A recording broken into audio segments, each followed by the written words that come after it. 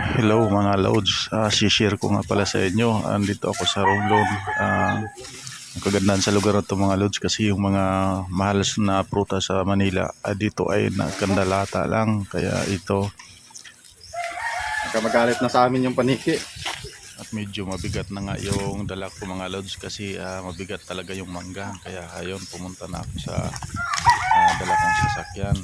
Sa aming sasakyan para ilagay natin lang ito dito sa sa likod at para makakuha na naman kami ulit ng iba. So ito nga pala guys, sa hindi nagkakalam, galing kami ng Taguig, Lower Bicutan, Taguig. Dala namin sa sakyan kasi sadya namin itong mangga. Itong mangga na to, oh. Ayan. Dito kami sa Sibuyan, Romblon. Nangunga kami ng mangga. Ayan. Kasi guys, pag pumunta ka dito, wala ka dalang sasakyan, wala ka rin madadala pabalik.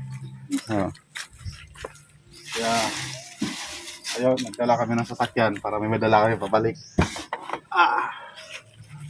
Oh, di ba?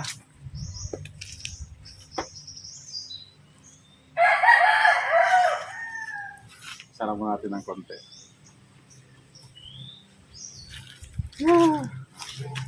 Tama na. So ayan mga tulo laway, galing yan, hindi yan maasim mga loads, masarap yan.